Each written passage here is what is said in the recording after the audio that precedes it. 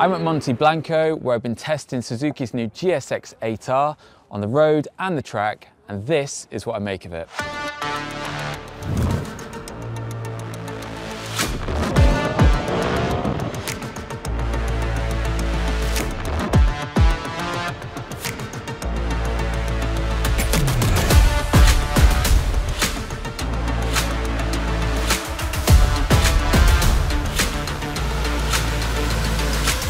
So I'm back home and I'm going to reflect on my day in the saddle of Suzuki's GSX 8R. But before I do that, I just want to talk about my initial thoughts on the bike.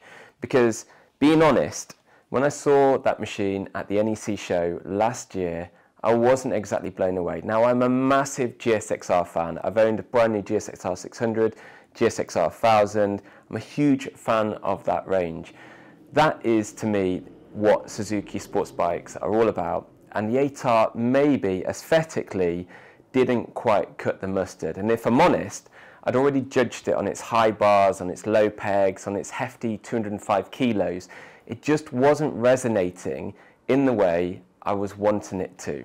To be honest, there's a part of me thinking this was just a GSX 8S part spin special, a chance for Suzuki to repackage a motorcycle in a slightly different way to appeal to a different audience, which is maybe the case, but they've done so having put the effort into transforming that base platform into a pucker sports bike, as I'll now explain. So following in the family footsteps, Suzuki's given this bike a GSX-R-esque look about it. Not the biggest phone in the world, but it's not the biggest bike either. Up next, there's new suspension units. So both front and rear, you're now gaining stiffer, shower suspension that's better suited to sporting performance. Okay, so I've already told you my thoughts on the handlebars, but in fairness to them, they are set lower, which means you are going to get more weight over the front. They're also lighter because they're made out of aluminium. So while the subframe and rear seat unit is identical to what you'd find on the GSX 8S, the main component, the main chassis, has been strengthened in a few key areas to make it stiffer and better for hitting corners harder. And there are quite a few other subtle tweaks to the bike too, including Suzuki's decision to move the headlights up into the front of the nose fairing and away from the handlebars in order to take the weight off the main chassis and help the bike turn quicker. So whenever you ride a new bike for the first time, there's always something that stands out, something that draws your attention and makes you have a certain feel about a machine. And for me, the first thing that resonated, the first thing that jumped out was the motor on this bike. Now, it's the same 776cc parallel twin that you find in the 8S. Surprise, surprise. It makes 78 Newton meters of torque, 82 brake horsepower. It's not setting the world alight, but it is surprisingly punchy. There's so much torque on this Suzuki for what it is, and that makes it a very pleasurable machine to ride, as I found out on that circuit. I knew in an instant, literally, from setting off, that this thing had loads of torque and it would be loads of fun. So naturally, the first thing I did was to pop a wheelie coming out of pit lane. There was a big smile on my face straight away, and that continued throughout the 3 sessions we got on the race circuit. But don't get me wrong, I'm not going to turn around and say that this was ripping my arms off or that it was the fastest thing I've ever ridden. I mean, 82 brake horsepower is a nice amount of power, but it's not exactly overwhelming. And it's one of those engines, if I'm honest, that you have to kind of learn the character of. You have to kind of get into the meat of it, understand what it's all about, understand where the revs kind of are at their best, and then work within that parish. So throughout those sessions on track, I had a lot of fun getting my head around not only the track, I've not been there in a few years, but which gears suited which corners. And what I tended to find on the Suzuki was you needed to be almost a gear higher. The reason for that is that it would always pull through a corner, so you could be lower in the revs than you'd maybe typically want to be on like an inline 4 or something like that. Maybe sitting at around maybe 5,000 RPM. But if you were a gear higher and sitting at say 7,000 RPM, the thing would be gassed out the minute you're coming out of the bend. You'd need to hook another gear, whereas keeping that gear higher just meant that you had that drive, that torque, and that ability to just drive through and out of a bend and pull another gear. Gears are so crucial on the 8R, and when you feed this machine, because it's a hungry beast, you really do get the best out of it. What made the motor all the sweeter was the fantastic fuel connection. So as with all Suzukis, or most Suzukis, there were plenty of options of changing the drive mode on this bike. If I'm honest, I just kept mine in A, which was the most brutal of all, because again, to me, this isn't an extremely powerful bike. It's a manageable output, and I wanted all of the performance on tap. The other thing I did very early on was to turn the traction control off completely, which you can do on the go, by the way, just by pushing a button, chopping the throttle, and letting the system take itself out of the equation. So what that meant was I had full power, no traction, and the best connection possible with the bike itself. Electronics are fantastic. On some machines, they really can get in the way, and sometimes you don't even realize, especially because the systems are so sophisticated these days, that they're actually holding you back. And that was my fear with the Suzuki. I soon learned that actually this thing was not being held back. You know, I had a few slides coming out of corners, and yeah, that kind of brought a bit more excitement into the equation. I like that. I like having a good connection to the bike, to the ground, and yeah, I was getting that in buckets full from this thing. The throttle connection as well was very good. Like I said, nothing overwhelming about the pickup from this thing, although arguably this has got quite a long stroke motor, and what that means is they tend to have the initial punch or the initial pickup, especially if you're low in the revs, is quite harsh. So you almost have to kind of brace for that, especially if you're coming out of some of the slower corners on the track. So be mindful of it. That's when you're going to get your high sides or slides or whatever. But if you kind of feed it, run with it, use the smoothness of that fueling that this bike has got, before you know it, you're up and running, you're just driving, and once that engine is spinning and you're up in the higher revs and you're throwing gears through the shift assist system that the bike comes with, you're laughing. I mean, I was absolutely laughing, especially when I got tangled up with Greg Black, so Suzuki's factory world endurance racer, 3-time world champ. This guy kind of just popped up in my mirrors, and the next thing I know, we're trading places. He had no ABS on his bike, whereas mine came with ABS. I couldn't brake anywhere near him. Even if I didn't have ABS on mine, I probably wouldn't be able to brake anywhere near him. But he'd go sliding into a corner, I'd make the corner, turn in, he'd pull himself back on line, and then we'd go into the next corner together. And we just had this lovely kind of scrapping scenario going on, and it just showed how playful this bike was. What I came to realize was that you don't always need that big power on a sports bike. You don't need 250 brake horsepower, whatever, to have fun. You just need a nutter by your side and you know, a good set of corners and trust in the package you're riding. And that's exactly what I had in the Suzuki. It was such a laugh.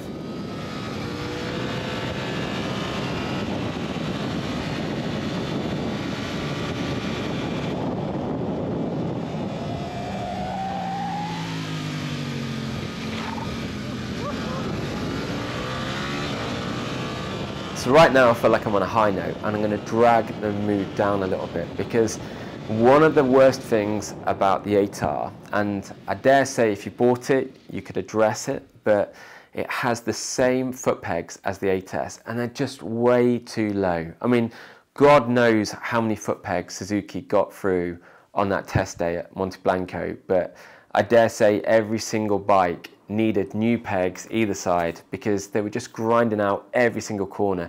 You'd almost have to brace for it, because the sketchy thing about it was, especially when I was scrapping with Greg, when you go for the big lean and you get those pegs decking out, it's fine in certain corners, but there's one particular corner around the back of the track. It's a blind right-hander uphill, 4th, maybe 5th gear over the crest. So I'm talking probably on this bike, I don't know, 100 to 110 miles per hour, maybe a little bit quicker, I'm not sure. But what I tended to find, and what I saw Craig happen in particular, was that when those pegs dig in, just lifts the weight off of the rear wheel, and then you have a slide. And if you're not careful, that's when you have a massive off. So ground clearance is one of the weak points of this bike, as I found on track. Another area to kind of flag up would probably be the ABS. So I was a bit jealous, if I'm honest, of Greg, who'd whipped the fuse out of his bike so he could just go braking into corners, front wheel locked, rear wheel locked, doing what he wanted, and just having a great time. Because on my bike, especially going into the first corner, I was constantly kind of getting the engagement of the ABS, and it's not the worst ABS system in the world, I should point that out. It wasn't kicking in every corner. I'm particularly smooth with my braking. I normally build into it, let the weight transfer, and then squeeze harder. But what I was finding was, yeah, I had ABS envy, seeing just how capable the bike was without that. And on the standard bike, you can't turn that off. So a little bit too engaging for me in a racetrack context, But overall, I guess, you know, it's legislation these days, it's one of those things, and as I said, there are much worse systems out there. The brakes themselves, so Nissan 4-pot calipers up front, I was relatively impressed with their stopping performance. Loads of good feel for the lever, and I mean, it's a hefty bike, as I said, 205 kg, but it did seem to stop quite well, predictably, and you know, you'd always be able to kind of pull the bike back in line to an apex. What was a lot of fun was abusing the gearbox, and when I say abusing, I mean going into the first corner, I was going down 4 gears in super quick succession.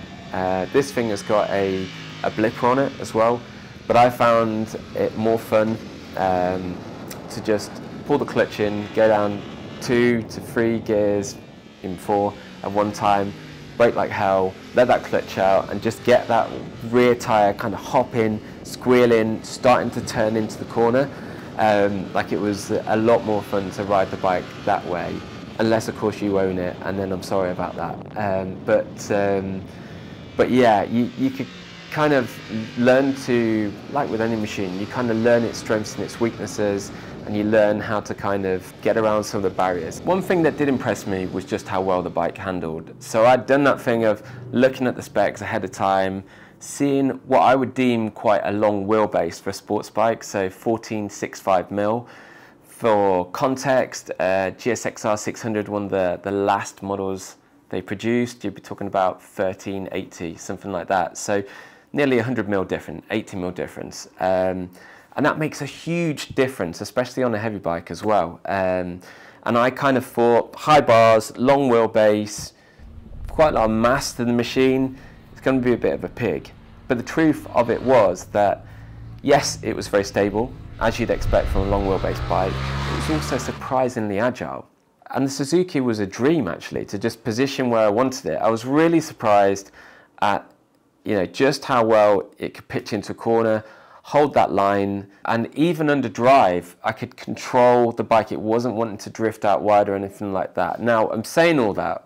What I'd also add in is that the faster I got and the more aggressive or content I was with my riding, the realities of the softer suspension started showing its head. I mean, in particular, the rear shock I found was quite a bit too soft for me, and unfortunately, there's no ability to go and change the damping characteristics of it. I mean, it is a set shock, so it's not as if I could go in and kind of add a bit more support or whatever. I was running at the bottom of the stroke, and like I said, because I had no traction control on, what I often found was if I was asking that bit much through a corner where you're already loading suspension, and then you're asking for the drive as well, sometimes before the apex, I mean, that's where I did have a few moments, few pings, if you like, when the suspension just said no, and I thought I was going to go for a flying lesson. Up at the front end, there was one particular instance where I'd gone ploughing into a corner, past a guy, and I thought this is going to be a tight line. I was braking quite hard, admittedly a little bit on the side of the tyre wall, and it just started folding the front underneath me. And again, I thought I was going to wash the front and look the biggest knob ever in the world. But, you know, unfortunately, as per the rear, you couldn't go in and alter the setup in any way. So the thing is that this bike was better to ride smooth. Like the smoother I was with it, and the faster it went, the more rewarding it was. But ultimately, you know, I'd have done many changes to that thing if I could have, but the package worked relatively well. And I think for the majority of the people that were there testing that day, they probably wouldn't be giving the same feedback. You know, it all comes down to pace. And for someone such as Greg, who was again on a whole different level to me, I mean, I don't know what he was thinking about his package, but I dare say if you'd have offered him a firmer setup, he'd have probably bitten your arm off to get a hold of it. In the afternoon, we actually spent 200 kilometers out on the road, and then my opinion of the suspension changed drastically. What I actually found was that the bike was nicely supple. So what I mean by that is that it could cut a good path on the road, suck up all the imperfections, you know, stay planted, stay connected to the ground, you know, without being so stiff that it's shaking your fillings out, or so soft that, you know, you're just all over the shop. It actually worked fantastically well on the road, and I dare say that, you know, probably most people will buy this bike and use it more so on the road than they will on the track. And if that's you, then you probably won't find the need to go withering on about the suspension, because on the road this thing made absolutely perfect sense. I mean, we were cracking on, probably can't say too much on camera, but I rode some of the best roads that I've ever ridden in 20 years of launches on this trip. And there was one particular section where it was wild, and yeah, I wouldn't have wanted to go any faster if you'd have paid me. And the Suzuki was just a fantastic sparring partner. It was just clinical, understanding of my nervous inputs and all the rest of it, and like I said, nice and planted and smooth and forgiving. And I really kind of gained a level of respect for the bike that maybe on the track I found myself a little bit frustrated, but out on the roads it was very, very good. I'm not going to say perfect, but it was very good, and it showed just how competent a machine it is and just how dependable that suspension is. You know, I enjoyed the use of the shifter and the blipper on the road as much as I did on the track as well, and the brakes were fantastic, so I wasn't having any of the drama that I'd maybe had hard braking on the track, because obviously I wasn't braking as hard on the road. So the ABS might have kicked in 1 or 2 times, but that would be it. Yes, we're talking about a sports bike, but we're talking about a contemporary sports bike. You know, the world has changed. You know, we've kind of seen some pretty aggressive, full-on, nigh-on race bikes hitting the market in years come by, whereas this is like a modern iteration of almost a do-it-all sports bike. You know, it's that bit more upright, it's that bit more relaxed, it's that bit more comfortable, but I'm going to stop short of calling it a sports tourer, because I actually think that's derogatory for this package. I think it's more than that. It's just a luxurious sports bike. That's probably the best way of phrasing it. And what I found was I like the riding position. On the road, you kind of sat up high enough so you had a good view of everything around you and all the rest of it, nice and relaxed on the wrists. My knees weren't cramped. You know, I was nice and chilled and relaxed. The seat was big and good and all the rest, so no complaints. And I kind of came back from that ride genuinely impressed by the 8R, because, you know, it delivered much more than I'd expected it to on the track, but also on the road it had given me a real pleasurable experience. You know, this bike blurred the lines between the circuit and the street, and I really liked that. It ticked 2 very big boxes in meaningful ways. You know, for a bike priced at £8,899, I think you're getting a hell of a lot of money. You are getting a lot of money. 8899, 8899, 8899. Look, the point being is that you get a lot of bike for your money. I think Suzuki's done a cracking job of taking the 8S platform and making it into something much, much better than I'd anticipated. It's hard to define exactly what the 8R is, whether it's a pucker sports bike or whether it's something else. I'm not quite sure myself, but what I do know is that I had a cracking time on it, and I can't wait, because in the coming weeks we're about to start a saucy project on this bike. So stay tuned, because if you like the look of this, just wait and see what we're going to be doing with ours.